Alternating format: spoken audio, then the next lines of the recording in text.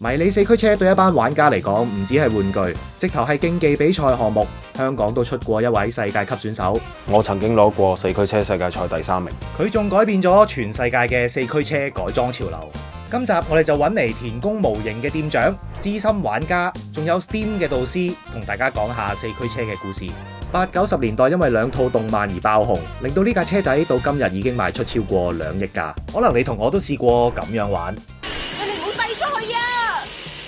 雖然近10幾年都冇一套當紅嘅動漫，但香港都仲有一班忠實 fans， 有人成家一齊開車場。喺車場入邊識到好多新嘅朋友啦，不同年齡層、不同嘅職業都有。呢班小朋友雖然冇睇過四驅車動漫，但都好中意玩車，因為四驅車早就由玩具變成上堂教材之一。咁就四驅車嗰邊咧，亦都成為咗 STEM 裏面嘅一啲其中啲元素。今集 Milk 嘅 Big Brain Theory 就同大家回味一下童年嘅極速傳說——迷你四驅車。喺80、90年代，好多小朋友手上面都會有一架四驅車。呢部車仔可以成為國民玩具，全因為呢2部動漫。喺四驅小子開始連載之後，短短4年，四驅車就賣出超過5000萬架。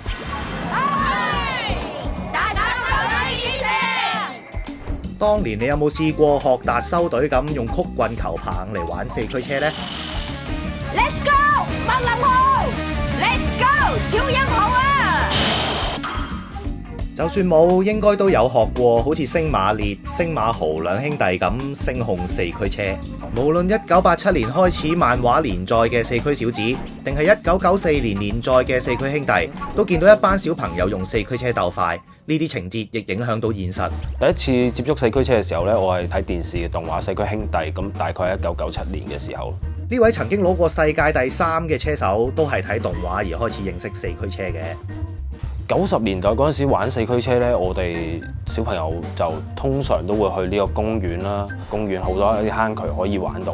咁啊好多小朋友一齊去玩，一齊去追部車。嗰個年代都會有好多啲文具鋪呢擺啲賽道喺度嘅，咁亦都有啲小朋友會去聚集喺嗰度玩咯。嗰陣時喺日本，四驅車仲紅到可以搞比賽。1988年第一屆比賽就有15760人參加。第2屆開賽前，官方公布咗賽道俾大家喺屋企練習，並且增加一個比賽場地，所以參加人數飆升接近5倍。喺1988年，田宮舉行咗佢哋第一次嘅 Japan Cup 嘅比賽，巡迴咗日本各地。但如果要計嘅話，呢個風靡80、90年代嘅玩具，其實早喺60年代尾，田宮模型已經設計咗四驅車嘅雛形。咁如果要追溯到去最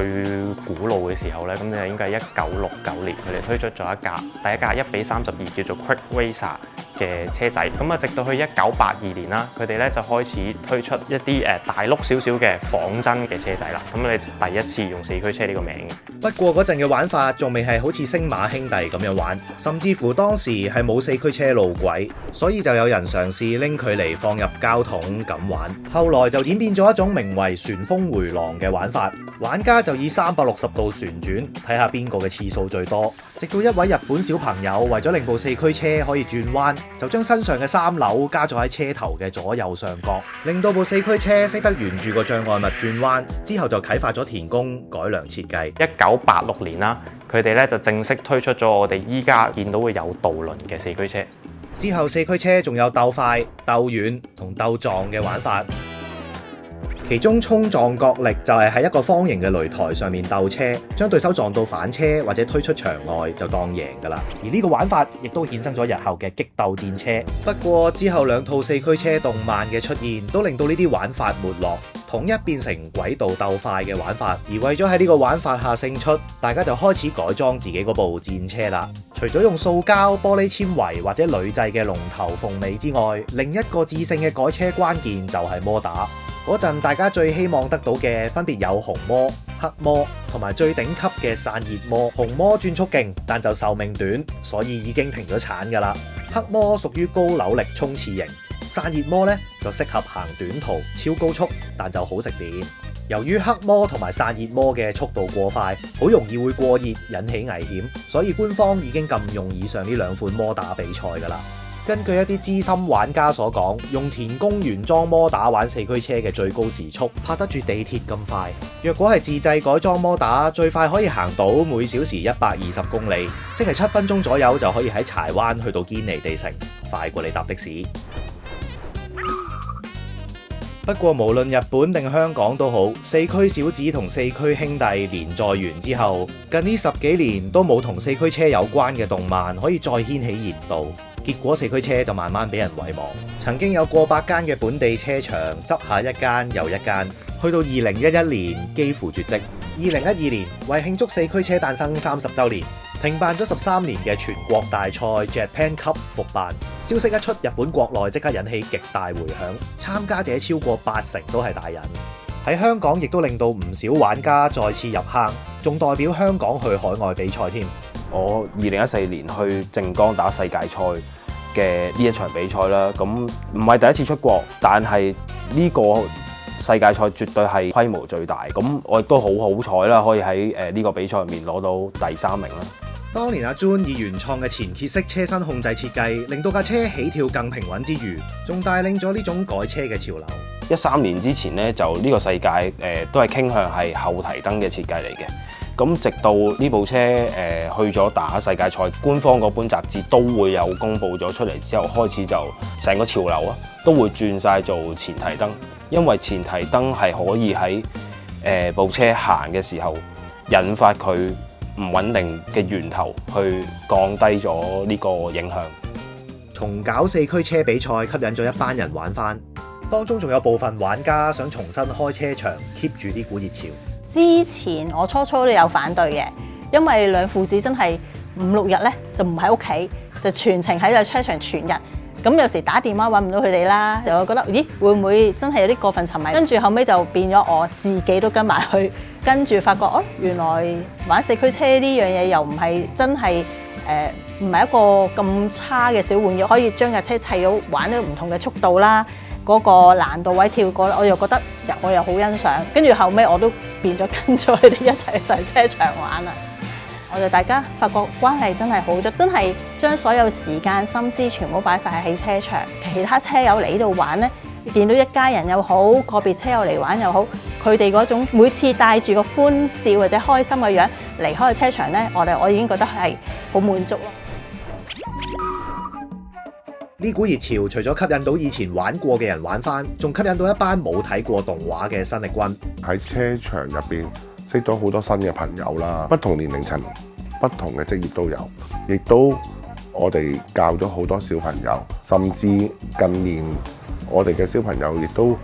喺四驅車入邊嘅成績亦都係好唔錯嘅。香港搞嘅比賽而家最主要都係有4種啦，第一種就係高速車，第二種就係技術車，而第3種呢就係會係一啲叫做靜態車嘅比賽，第4種呢就係而家近呢2年新興嘅 BMX 呢個種類嘅車種呢，大部分都唔可以做切割嘅，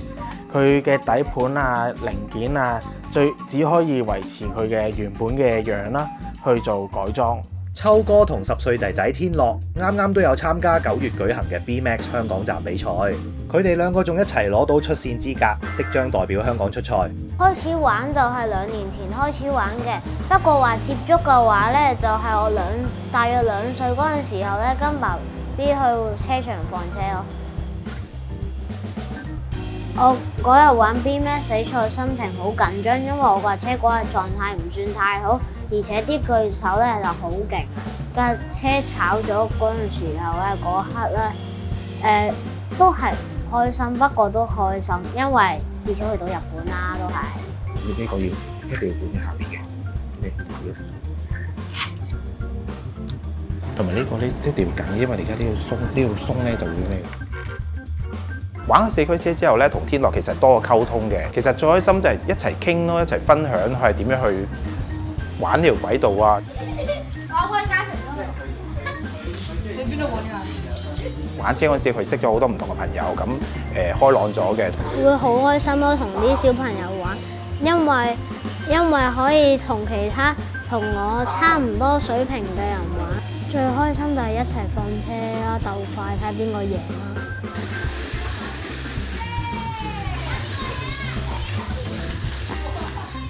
雖然 B-Max 比賽可以將四驅車嘅門檻降低，俾一班新玩家參加比賽，但令到四驅車可以喺冇動漫嘅情況下，都有一班小朋友 fans。其中一個原因就係對佢哋嚟講，四驅車已經由玩具變成上堂用品之一。我哋學生方面就中小學生都有啦，中學生我哋通常咧會多啲 problem solving 啲嘅嘢嘅，小學生通常我哋會教一啲比較 hard knowledge 少少嘅。2016年嘅時候推行 STEM 課程，四驅車都係其中一個課題。Eric 同 Charlie 就係課程導師之一啦。四驅車個設計啦，咁啊雖然佢係一個模型啦，即係好似靜態砌喺度唔喐咁樣，佢係有一個競速嘅部分之餘呢，亦都有一個你可以做唔同嘅設計，令到學生啊或者老師啊都有個唔同嘅 inspiration。可以由四驅車嗰邊入手咧，令到佢哋喺物理上面啊，或者係生活上面更加容易可以提升佢哋嘅興趣，咁就令到佢哋喺將來嗰個發展啊、科學嘅探索嘅精神就更加提升到咁樣咯。經歷過好幾次嘅高低起伏，四驅車依然擁有唔少嘅支持者。依家嘅四驅車已經唔再係單純嘅玩具，變成咗新一代嘅教學材料，令到四驅車能夠喺香港一直傳承落去。